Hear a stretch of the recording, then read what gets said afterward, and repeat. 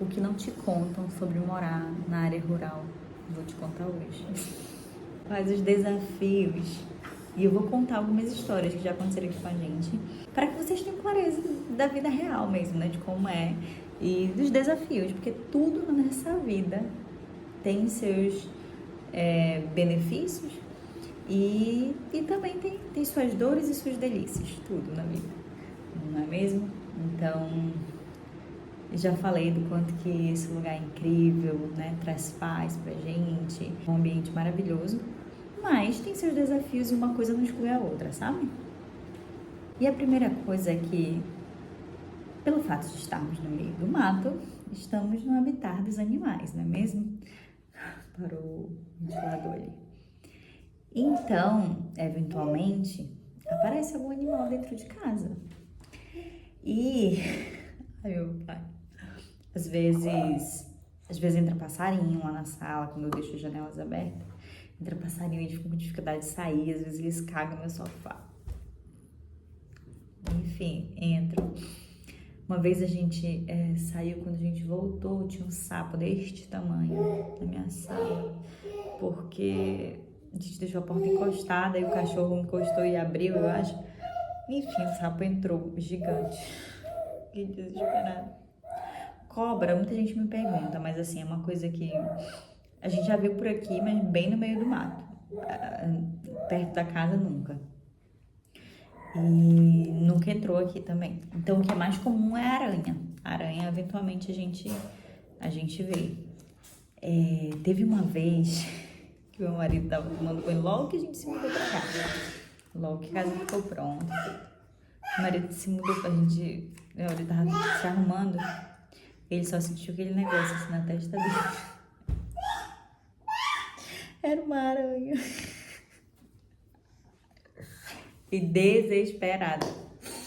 Mas normalmente elas aparecem depois que a gente roça, né? Quando bate o mato, elas acabam se mexendo bastante e entram. Hoje a gente já tá acostumado a matar. O Bento a gente já ensinou a matar aranha, tudo certo. Mas, meu pai amado, foi levemente caótico. Nossa, a última. Ai, gente, vocês não vão acreditar. Às vezes no banheiro aparece, grilo sempre tem, aquelas paquinhas. No banheiro, às vezes, aquelas pererecas. Aí, certa vez, estava eu deitada, amamentando o Matias, meu filho mais novo. Aí, eu deitada assim, virada pra ele, dando de mamar deitada na cama, na minha cama. Eu só sinto algo gelado na minha axila, eu tava assim deitada. Eu só sinto aquilo aqui grudando. Pá! Gente do céu. Eu dei um grito, a criança tava dormindo já, assim, sabe? E tava só sugando, sabe? Eu dei um grito desesperador, que essa criança chorou, acordou assustado.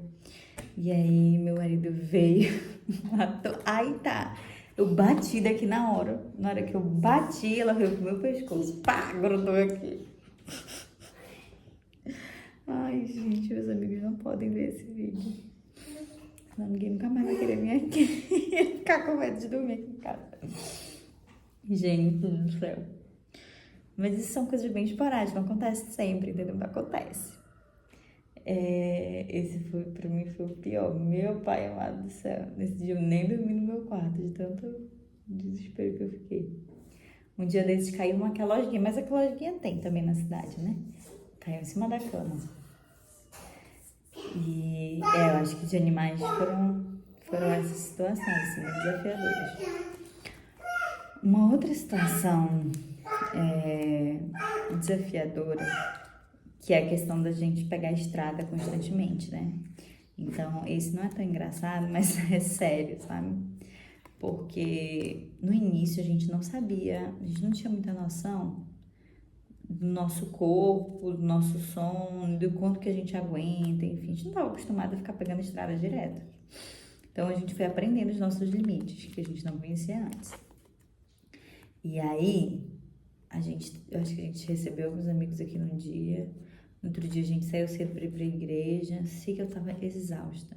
A gente tava vindo de Manaus, eu só tinha um Bento na época, a gente tava vindo de Manaus, acho que era 1h30, 2 horas da tarde.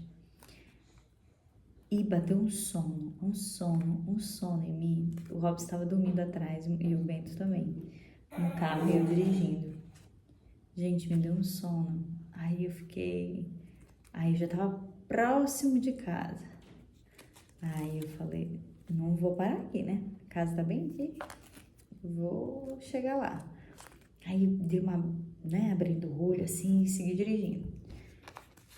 Quando chegou mais próximo, numa estrada que é uma linha reta, eu simplesmente dormi, apaguei. Eu acordo com a buzina de um carro, e assim, não tem outra explicação, foi a mão de Deus. Quando eu abro o olho, eu já puxo o carro pra cá, pra minha faixa. O que acontece? Meu carro saiu da faixa dele, tava indo pra outra faixa, já num ramal, não era na estrada principal não, em um ramal aqui. E tava saindo da faixa aqui, indo pra outra faixa, em direção a outro carro. O carro que tava vindo de lá entrou pro meio do mato pra escapar de mim e buzinou. Então eu acordei, já tava em cima deles, eles entrando pro meio do mato e com a buzina. Então eu peguei, puxei o carro pra cá e voltei pra linha. Aí eu voltei e fiquei, tipo, em choque.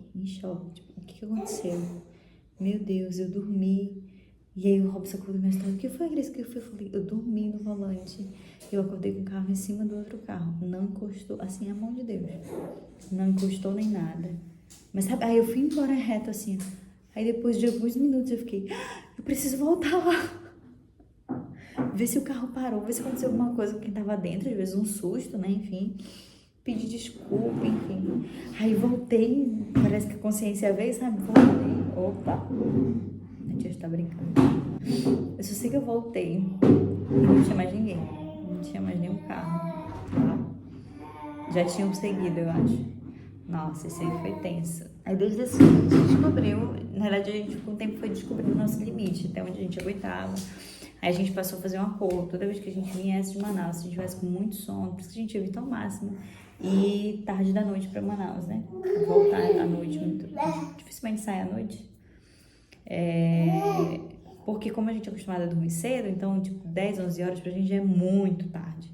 E a gente já tá exausto de sono. Então, a gente toma muito cuidado. E agora a gente já sabe, tipo, aguenta, não aguenta. Aí, tipo, se um aguenta e o outro não, aí o que aguenta vai dirigindo. Se nenhum dos dois tá aguentando, a gente decide parar no posto, a gente para, dá um cochilinho no meio do carro. 5, 10 minutos de cochilinho e pega a estrada de volta, sabe? Hoje a gente já conhece mais esse limite aí. Mas foi bem perigoso, bem perigoso. Sono é um negócio sério, gente. Sono é um negócio muito, muito, muito sério. Ainda nesse contexto da distância, né? A gente tem um desafio de nem sempre conseguir fazer certas coisas que antes a gente dizia, vou ali rapidinho. Vou dar um exemplo. Teve uma semana que eu tinha aniversário de 3 amigas, assim, que eu fui convidada, eu queria muito ir, sabe? Nada dava certo, não tava dando certo. Eu não consegui ir. E não era uma situação, por exemplo, se eu estivesse em Manaus, talvez eu não conseguiria ficar muito tempo, mas dava pra eu dizer, vou aí rapidinho, te dou um abraço e volto, sabe? E aqui não dá, porque eu levo no mínimo 40 minutos para bater em Manaus e voltar, né? Porque é 20 minutos indo, 20 minutos vindo. Então, só aí foi 40 minutos.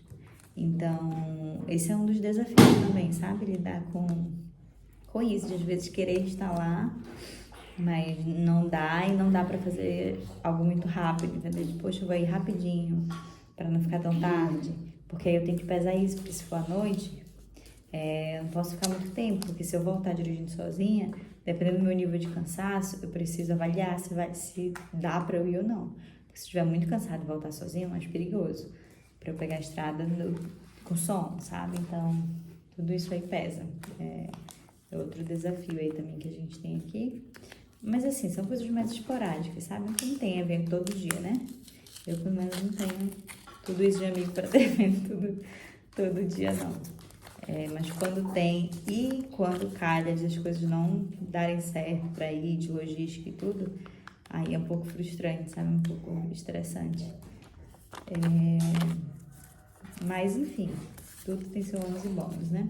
No mais, acho que é isso, assim, sobre saúde. Nunca tivemos nenhuma...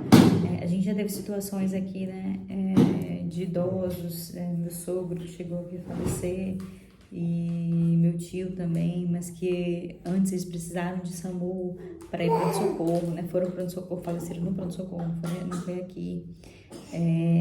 E a gente precisou de SAMU, então foi muito rápido, porque a gente tem assistente social que mora aqui no ramal. Então, maravilhosa ela. E ela tem os contatos e tudo, então rapidinho, assim, Manaus certamente não chegaria tão rápido como chegou aqui, o SAMU para pegar eles, levar para o pronto-socorro, enfim. Então, essas situações de saúde, a gente nunca teve nada. Meus partos, por exemplo, o que aconteceu? Do Bento, quando eu comecei a sentir dor, fui para Manaus, daí, não, só tinha 2 centímetros de dilatação. Aí, fiquei fazendo exame e tudo. Só que até eu terminar exame, checar se tudo bebê tava certinho, não sei o quê, eu já tava com 4 centímetros, só que não queriam me internar. Porque eu tava com 4 centímetros ainda, né? Normalmente eles internavam a partir de 7 centímetros. E aí, dilatação. E aí eu falei, poxa, você já tá evoluindo, já tô em 4. Não, vou pra lá, vou ficar por aqui mesmo. E aí eu fiquei na casa da minha irmã. E é a mesma coisa para a entrega de Thay, do Matias. Do Matias já foi cesárea agendada, então eu já fui no dia certinho. Uma outra coisa é entregas. Se a gente comprar coisa na internet, pra cá, chega lá no correio de Iranduba e a gente tem que ir lá pegar em Iranduba. Não chega na porta de casa. Então, o que eu faço? Como a minha irmã mora em Manaus e eu tenho contato com a minha irmã semanalmente, aí eu coloco o endereço de lá e aí entregam lá e depois eu pego com ela. Porque não entrego, não chega aqui em casa, né? Então, é a vida, é outro desafio aí também. Acho que é isso, esses são alguns dos nossos desafios daqui, mas que quando a gente bota aí nos pratinhos, vê se vale a pena ou não, pra gente faz muito sentido, vale muito a pena. Como eu falei, a questão dos animais é o mais sensívelzinho, mas assim, ainda assim não é uma coisa absurda nem perigosa, a gente nunca teve nada muito perigoso. No mais é isso. Se você gostou de saber desses detalhes a mais, me conta aqui, deixa você curtir, se inscreva no canal para acompanhar mais vídeos da nossa vida, para que faça parte dessa nossa família aqui no YouTube. E é isso, compartilhe com alguém. Um grande abraço e até o próximo.